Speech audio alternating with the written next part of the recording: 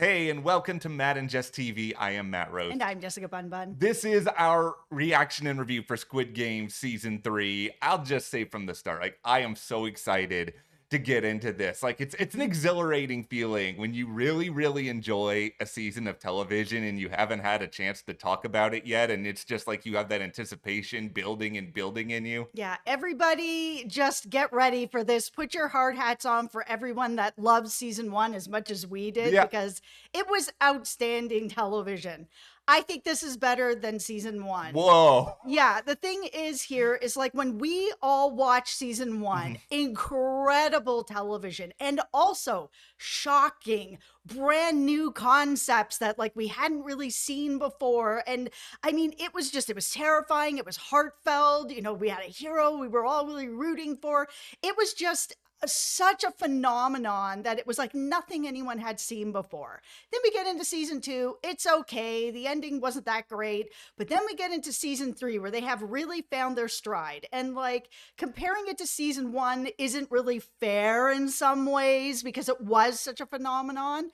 However, I feel like both seasons had a lot of the things that I loved about the first season, which is, you know, great character development. Oh my goodness. They just pulled at my heart with both of these seasons of stories, but I feel like the growth and the stories in season 3 are better.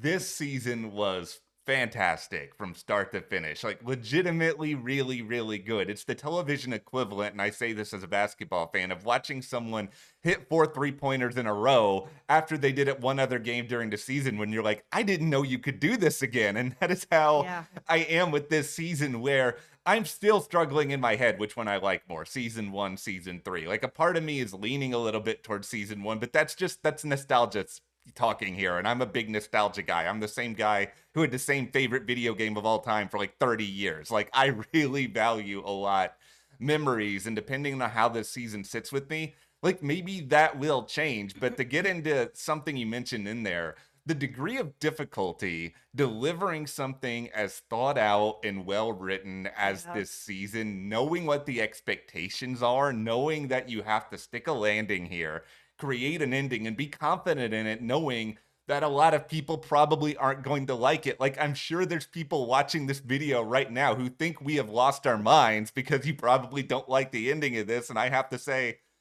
I'm sorry, I'm not trying to invalidate your opinion, but this ending banged and it was so good. Listen, it's really difficult because like, of obviously spoilers ahead, but I hate that Gi-hun is dead. Like, I didn't want that to happen. That broke me apart. Like, this whole season, there was like so many moments that just kept breaking me and breaking me and breaking me. That's how I felt during season 1 as well. But losing him, it completely broke me apart. But it had to happen to make sense to be able to break through to frontman. That was never going to happen without that death. This is the truth. And, you know, I don't know if this makes me macabre, but a lot of the things that I enjoy the most in this world, entertainment-wise, are, you know, television shows, movies, games where people die, because death is a changing of the guard. Death is a catalyst. Death is something that a lot of shows just don't have the guts to do. This is an incredibly gutsy, incredibly bold final 6 episodes that took a lot of risks, nailed a ton of them. We have so much more to say here as we pour on the praise for this season. But before we do, be sure to hit that subscribe button, because Squid Game is over, which does make me very sad, but you never know what might be coming for this franchise moving forward. I don't know if there's any clues here. Listen, there's some clues here that there's got to be some sort of American version coming. I know that they've kind of hinted at it, but that cliffhanger, come on. I know. But hopefully we'll be able to talk about that down the road. But moving forward this summer, we have Dexter Resurrection coming. We also have Alien Earth not too far down the road. And hopefully that's just as bold and interesting as Squid Game here. But thank you so much to everyone who has subscribed to the channel. Also, head over to our Patreon. Over there, we are covering Countdown, Murderbot, and Criminal Minds, and it is a great way to be able to support us here at the channel. So thank you so much. Thank you, guys. We very much appreciate that. Okay, let's get a temperature. Okay. How's everybody feeling about losing Gi-hun? Do we all feel bad? Yes.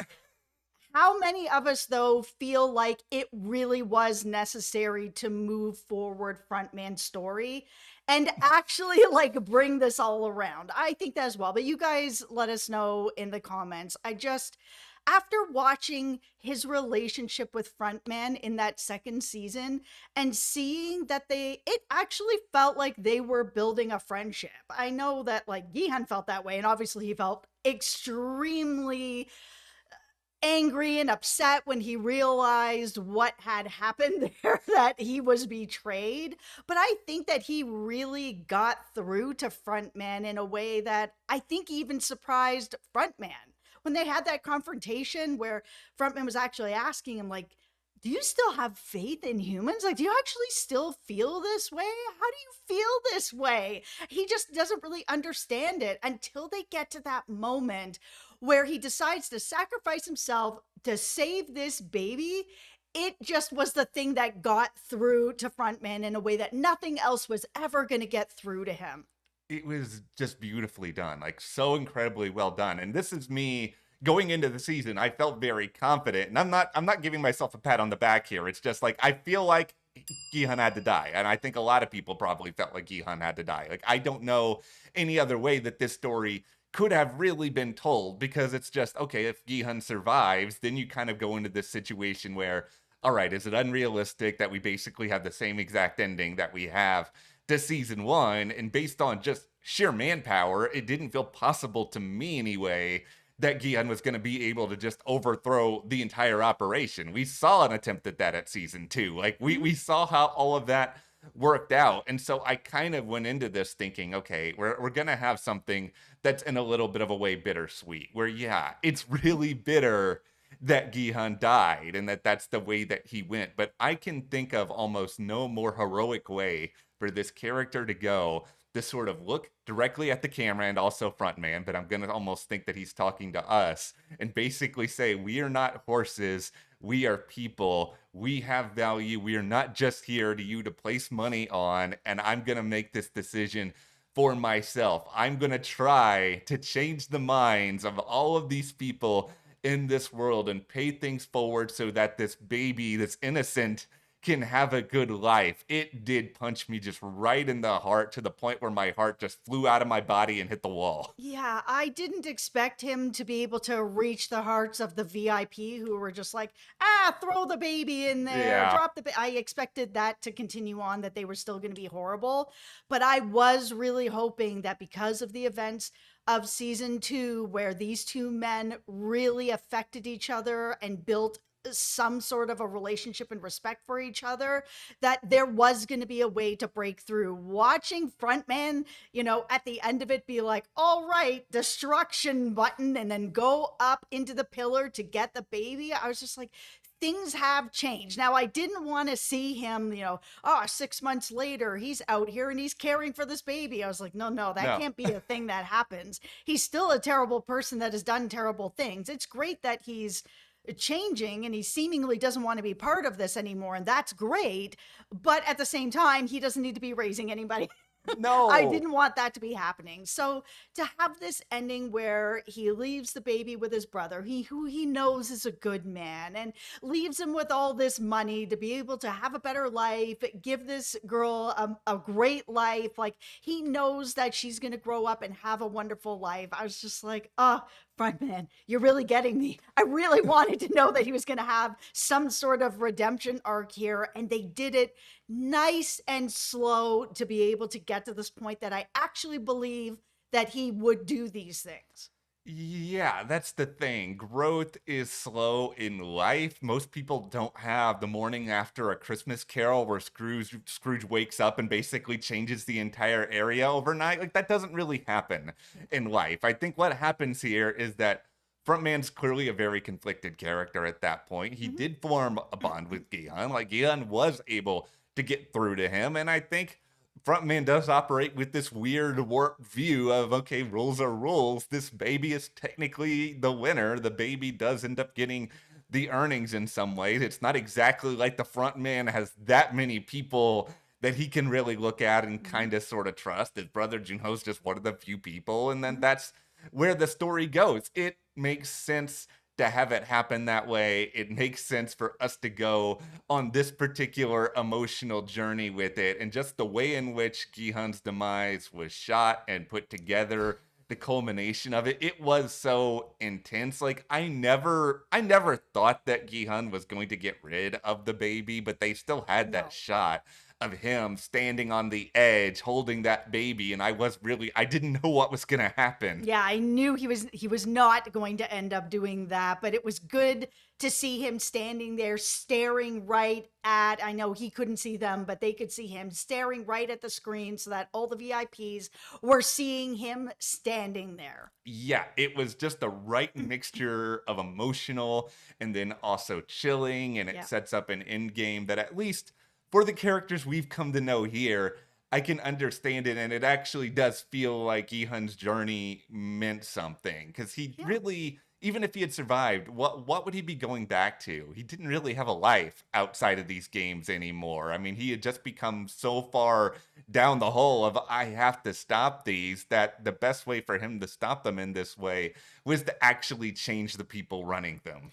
Yeah, and I mean, we also see Frontman go to his daughter and be like, "Your father has passed. These are the things that he's left you," which was his jacket. Oh my goodness, this is such an emotional scene I to him. know. And his earnings, that he has gone and stole his earnings to make sure that they were put away and that they were going to be given to his daughter. And while he showed up there and the daughter was like, "Listen, he couldn't care less about me. He hasn't shown up here. I haven't seen him in forever. Like, Yeah. whatever." The minute that she found out that he had passed away, to make sure that she was also taken care of, it felt like, I mean, there's always a chance in life that, Mhm. parents and their children that are separated in that way can find ways to reconcile. I mean, she's really young. There are ways to turn that around. And I feel like Gihan would have been able to turn that around, and he would have. But because he wasn't able to get out of the games alive, and he made the right decision, if it's him and this baby, what kind of person is he if he throws this baby over the side? We already saw other people in this game that made decisions that they couldn't live with, Yeah. right? So he was never going to be able to live with that, but at least Frontman is putting it forward. He's trying to make sure that at least his daughter is going to be able to go forward and have a decent life. Like, Frontman is somebody I've been so conflicted with. Like, Yeah. what an up and down journey I've had with him throughout this show. He's such an amazing character. Like, An that's amazing actor as well. yeah. Like, the performances this season, 10 out of 10. Yeah, 10 out of 10. And I think the presence, in a way, of this baby kind of forced everybody to up their game a little bit, because Yes. this is what I will give, Hwang Dong-hyuk, the creator of the show, the most credit for, is being this bold and this gutsy to have all these situations surrounding what are you going to do with this baby, even after he's dead. It's then everybody else. Should we take out the baby? It's not fair that the baby is here. It's just, So grim. it was so dark and so grim. I can't sit here, though, and say that I can think of a single American television show, and, correct me if I'm wrong in the comments, that would have the guts to do this story, where I feel like in life, not to be cynical, but it's just there are people who would act like this, where they would Yes. sacrifice this baby for the good of themselves, for their Yes. own selfish ends, and to sort of see all of this play out, and the stakes get so unbelievably high. I mean, leading to what is, in my mind, my favorite game of the season, the jump rope exchange, where Gi-hun's having to basically do this with the baby. It was terrifying and just creepy and scary and so uncomfortable, but so well done. The games this season were so terrifying. That jump rope, just hearing the whoosh I know. and the creak and the whoosh and the creak, I was terrified watching. I could feel my heart thumping out of my chest every time. Whoosh, creak, whoosh, creak. It was so well done. You know what a part of it, I think, was for me in particular, is that I think we all have memories of childhood games when we're watching Squid Game, but for me, I think I have some leftover trauma related to jump roping, because I have really terrible balance, so I'm never really able to figure that out. And because of that, I was horrible at jump rope, to the point where people would make fun of me for not doing jump rope well. Like, I maybe got two jumps. I got two Oh. jumps in once, and then I tripped over myself. Nice. And yeah, so I was really, really good at it. But it's just like, out of all the games that they've done on Squid Game, this was the one where I was like, I'd be dead. And I don't even have to think about whether or not I would survive. I would have been dead after just like one turn. That's it. It scared me unbelievably. Yeah, I would have just thrown myself over the edge. I'm not good at jump rope either. No, it's just they just crafted that in a really good way where it's like you're taking something familiar, you're blowing it out over the top. That's where you got that, the male robot who we were so wondering about entering this season. And I certainly thought it was a redux of red light, green light, and they were able to surprise me even with that. Yeah, I mean, that was the big thing everyone was talking about, right? Was Yeah. like, oh, it's the boy doll. What is this going to be about? And finally, we saw him with the girl doll doing the jump rope. Now, this did not go the way that I thought. Seeing people actually like get to the other end and then just start pushing people off, I did not see that coming at all. At all. You know why that is? Because you're a good person and you're not I wouldn't thinking, push anybody to no, the side. I wouldn't push anybody. But I think that's what I feel a lot for Wong when he put together this season, because it's like, what sort of horrible place do you have to get to mentally where you have to imagine that people would do something like this? Because yet again, they would. And that's why this season really does harken back so much to season 1, where we're reacting to all of these horrible things that these people are doing. And that's not to say that there weren't people doing horrible things in season 2, but I think because that Thanos character, not to put it in any other word, was just so annoying, I had a harder time like really getting into the humanity that season versus where we are now. Yeah, it's taking Thanos out and leaving us with these characters was the right move because it made this season so tragic and so difficult. I mean, Jun-Hee's story and everything with her, giving birth and then this, like having her ankle broken where it's like, okay, well, maybe I'll be able to get through the next game. Oh, the next game you have to jump on your ankle. Yeah. So, all the best to you. And then her just deciding to throw herself over the side. Yeah. That one really broke me. Like I was just like sobbing watching it. I couldn't. It was so unbelievably I had hard. to take a break. Yeah, this is definitely a I have to take a break sort of season, and that's okay, because I think the thing is with television, if it's not making you feel something, it's probably doing a pretty bad job, and they really sought out to make us feel things this season. Yeah, they did. Okay, speaking of feeling things, let's talk about some deep-seated hatred for a moment here, because I've got 2 characters that I hated to the ends of the earth, but for ways that were intended. Like, right. okay, Myung-gi, you bring all YouTubers a bad name. Yeah, like don't you categorize us in the same group as this guy who basically was ready to get rid of his own kid, in addition to like 500 other terrible things just in the last 2 episodes itself. He took me on such a ride. Like throughout both of these seasons, there were times I was like, oh my God, he's so terrible. And other times I was like, maybe he's actually okay. Maybe he's doing the right thing. Oh my God, he's so terrible.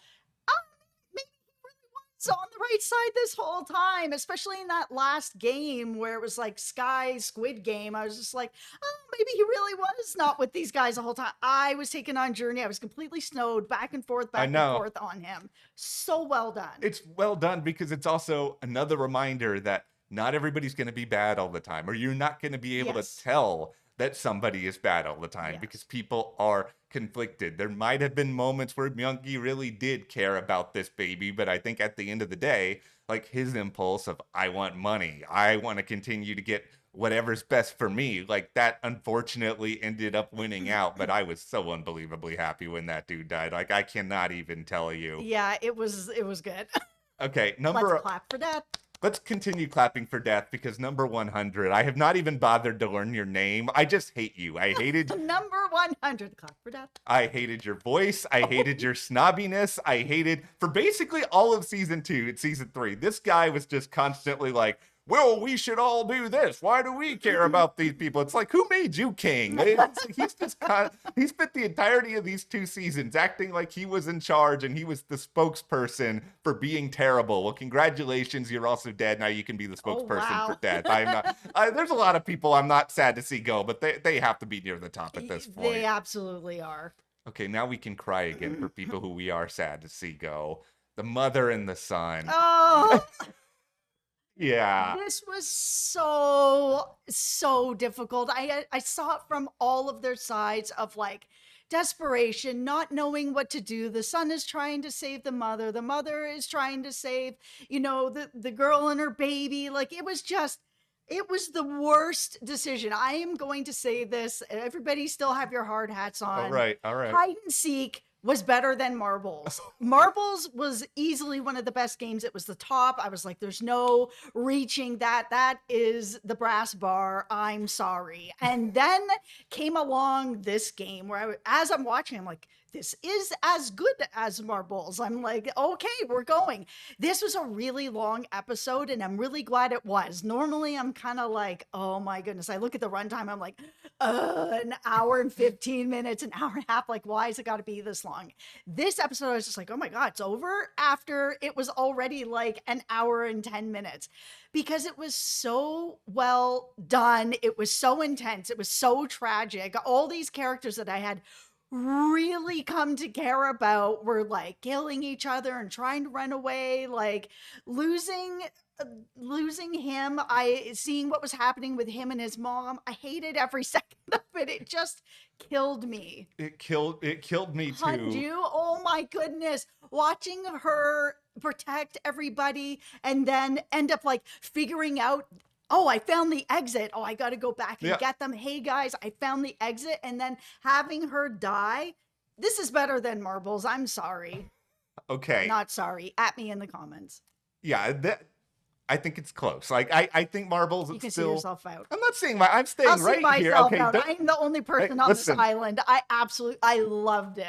I don't know. There might be other people because it's not like we're saying it's not like I'm saying that marbles is infinitely better than this because I honestly It's so good though. I think they're all incredibly good. Like marbles is still probably my favorite, but then I would say jump rope and then I would say this, but it's like a very close 1, 2, 3 to Wow. me because I just think all three of them are really, really exceptionally done. And with the mother and son, like I think the irony in all of this is, and I don't know if this is true, this is just my own tinfoil hat, Mhm. is that obviously the scripted Squid Game inspired the reality show, which was Yep. far better than I ever thought it was going to be. Yeah. I kind of wonder if the parent and the kid on the reality show then inspired this. Yeah. And then it was just like, oh, this is way more brutal than what happened to the mother and the kid on It the w- reality show. It was so heartbreaking. I mean, that conversation she had afterwards with Yeah. Jihan, where she was just like, I felt like, I've said things to my kid. I have felt things about my kid that weren't great. They were so negative. And then I'm in this situation here where, I have killed my own son to save someone that I don't know, that I have gotten to know in this game, and her baby. Like, I've given up my own kid for someone else, and I can't really live with the decisions that I've made. It was so heartbreaking. I think the reason why, comparing it to marbles is such a good comparison is just because of we've already given praise to Huang the writer. So let's move into Huang the director here and talk Yeah. about the way in which both marbles and this were shot. I think they were both Mhm. filmed in this way that was really intricate, but also really, really immersive. Like you mentioned Yes. losing track of the time. And I I think did. a lot of it was because like I really felt like in both of these games, I was there with them. And I think that it's just a lot of really, really tight focuses on the characters, tight corners. It's a little bit claustrophobic, but it just feels like as a viewer, anything is going to come around the corner and something really, really bad is going to happen. I felt like I was in there being chased. Yes, Yeah. I would be one of the people without the knives. I'm not there. I'm just going to hope for the best that I can get out of this. Here's me during the hide and seek. Does Yeah. anyone maybe? Like I'm not Austin. I'm maybe just as bad at this as jump rope. I'm like 6'2". I'm a very, very hard guy to like go and try to hide somewhere. But I think it's the design of these games that felt like they upped the ante. It felt like they were still creative and everything was kind of done through this lens of, okay, here's everything we did before. Mhm. How can we actually not do the same thing and continue to surprise people? And I found myself continuously surprised by the choices that they were doing. And it does make me think more about, okay, whether it's the reality show, whether it's any other franchise that's down the road, it's like, you guys have this almost impossible blueprint now to Mhm. live up to. And I know that Squid Game season 3 was able to at least match, if not top, in your opinion, season 1. But it's Mhm. like, how does anybody else do this? Yeah, I know. That's the real mystery now. Yeah. Okay, now with all these other franchise talks in mind, we are 25 minutes, give or take, into this, so we have to talk a little bit about this ending.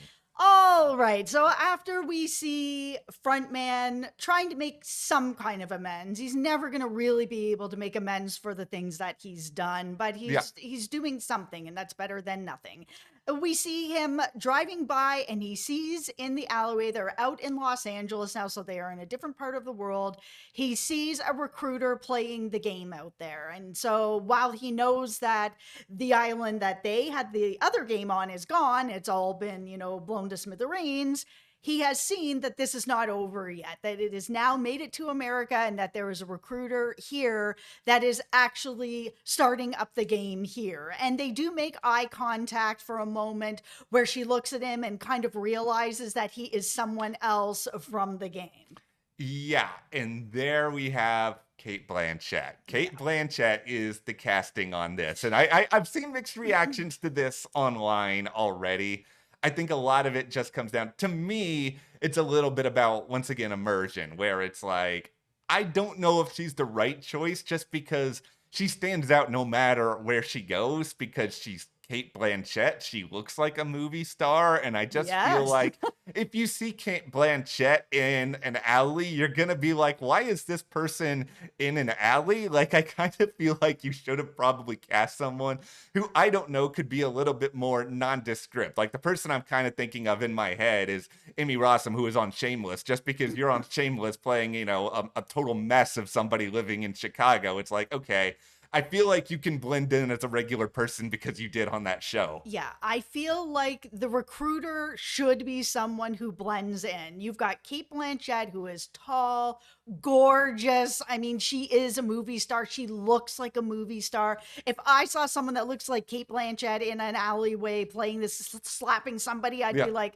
wow, why is this beautiful, stunning woman slapping somebody in an alleyway? Like, they could have and should have casted someone who is a little more, nondescript, that if you were walking by and you saw this going on in an alley, you would maybe take another look and be like, oh, maybe this woman's just slapping at her boyfriend or something like that. But you wouldn't like take that triple look where you're like, that is the most stunning woman I've ever seen in this alley, because you're trying to recruit people to a secret game. Yeah. Why are you then going to have someone who's a 10 out of 10 slapping somebody in an alleyway? I don't know. I think it was a bad cast. Yeah, it feels a lot like, okay, they really want to set up an American version. And for those of you who don't know, it was around 6 or 7 months ago, Deadline came out with this report that David Fincher was in talks. Yeah, I know how much One of my two favorite Davids, also Cronenberg. Oh, I'm terrified of the David Cronenberg version of Squid Game. Everyone dies. There are no survivors. Yeah. But no, Fincher's... Everybody has organs on the outside of their body. Okay, Fincher's version of Squid Game, which I hope is actually going to be a thing, and it feels Hope so. pretty clear. Like, would you really let season 3 end this way if you didn't have intentions of doing it to some degree? That they probably were like, okay, we got to set this up. We have to have a big star to sell it, which I don't necessarily think is true, like you're sort of saying. No, they did not need a big star. They actually didn't need any star. I mean, Squid Game is such a phenomenon now that Yeah. people are even watching, Squid Game, the challenge, the reality Yeah. show filled with a bunch of brand new people that nobody knows. They didn't cast a bunch of, well-known reality stars on there. It was a bunch of new people. And, here we have a cast of new people as well on Squid Game, of people that we didn't know about, that a lot of Americans didn't know about as well. And now they're huge stars. Yeah. This is just such a popular show that you could have put anybody in this role and we will all watch. You don't need David Fincher. As much as I love him, you don't need him. You don't need Cate Blanchett. You just need the right person in there. And while Cate Blanchett is fine, she's not my favorite actress or least favorite actress, she's not right for this part, and she's definitely not gonna be the draw. The No. draw is Squid Game. Yeah, and that's why I hope that they don't end up casting a ton of big names. Like you were saying, I think I heard a rumor that was debunked that like DiCaprio was going to be involved, and I'm just sitting here being like, Oh no. no, like Leo's, you're a phenomenal Just- actor, yeah, but it's just no. like I don't need anything like that. Like so much of the enjoyment and dare I say, the magic, and I know it sounds weird to say magic with the show this dark, but the magic of Squid Game was being able to dive into the original show with no expectations, seeing a lot of these actors and really falling in love with them and falling in love with the originality Mhm. of the concept. And I'm just sitting here and just feeling like they took a lot of chances this season that really, really paid off. Like, I don't have many creative issues at all. I mean, could I sit here and say that maybe some of the Junho boat stuff went on a little too long and I would have preferred even more of the games? Maybe, but that's a Mhm. very, very small critique. They did so many things right. Yeah. Also, along with one of the pink soldiers that we had that whole story with her and saving the guy and all that. That went on a little long as well. I didn't care about it as much as I originally thought that I was going to end up caring about it because they Yeah. kind of set that up a little bit in season two. And I actually cared about it a lot more in season two than I did in season three. And I think it's because season two had so many problems with it. Like it was good, but it had some problems with it, had so many unlikable people in it, which is fine too. But they sucked up a lot of the air in the room, right? So when I was looking for the more personal stories, it was hard to get to them in season two. So hers was one that I was into. But because season three has so many amazing personal stories that were just punching me in the heart over and Yeah. over again, I had a harder time getting into hers. I think to me, it's sort of like I felt like her story in season two was an 8 out of 10, and I felt like Mhm. her story in Yeah. season three was an 8 out of 10. But the difference here is that Gihan's story and Frontman's story, everybody else became about an 11 out of 10. Yeah, John Hughes' story. Yeah, Yeah. it was like a 15 out of 10. It's just when everything else gets so unbelievably good, it's, certain things don't stand out as much. But I still feel like overall, I mean, to find major issues with this season is very, very hard to do. I Yes. hope that it doesn't fall victim of people just not liking it because they didn't like one or two things about the ending or they didn't like the Cate Blanchett thing because it's just like what they pulled off is so unbelievably hard to do.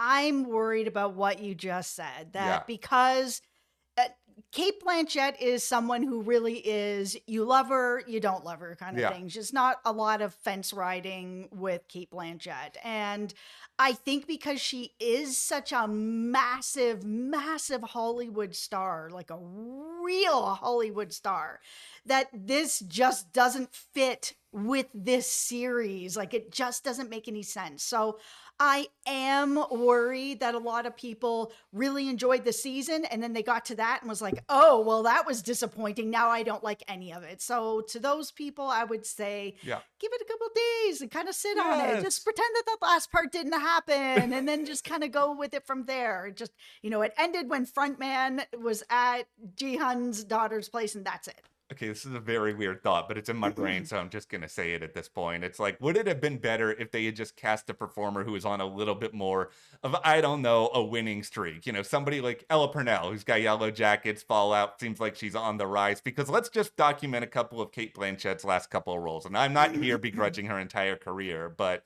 We're she's gonna drag we're gonna Kate drag Blanchett? All right. Borderlands, which Oh, yo. which was a terrible cast from the start, which there was Hurts my nothing she could heart. do with that role. But then also Disclaimer, which I got unbelievably excited about because I love Alfonso Cuarón, and then that show was just not full wet fart. It was just kind of like, okay, it came and went and wasn't really that interesting. I just don't think Kate Blanchett wasn't coming into this on like this big creative high. And so after a couple of sort of disappointments, it was a little bit like, okay, I guess that's it. All right, that's fine. I think it's also difficult because the actor who was playing the recruiter I in know. Squid Game is like an A plus plus plus plus plus I know. actor. And the character was like outstanding, like incredible, just so wildly off the charts. You just didn't really know what you were going to get with him, and I'm not expecting that all the recruiters are going to behave the same. That's not No. necessarily the way it is, but I think you have to have a special kind of darkness in you if you are going to be a recruiter that is taking people who are in a horrible situation and offer them death and money. Like you have to have a really dark soul to be doing that, Yeah. and I just don't believe that this is it. No, I really don't either. And so I mean, But it doesn't doesn't ruin it for me. No, it doesn't ruin it because it's just like we got a phenomenal season of television, guys. Like just like next level, extremely great writing, directing, performing, all of it. Now, Huang, I'm gonna say this. I know that you've lost like I don't know how many teeth it was making these 3 seasons. You talked like I don't know 17, but listen, I don't want you to suffer. I want you to take a break, have a nice vacation. And if you ever want to come back, we're here for you. We'll hug you with open arms. It's all gonna be okay. You don't have to stress yourself out Yes. anymore. But I love this season. I know you did as well. We're really Mhm. excited to hear what you guys have to say. Would you watch a US version? Would you watch, I don't know, a prequel, more frontman stories? Like, give us all your thoughts in the comments. Hit that subscribe button and you can support us further by joining our Patreon. That link is in the description. We are covering there exclusively Countdown as well as Criminal Minds and Murderbot. Thank you so much. We'll see you here next time.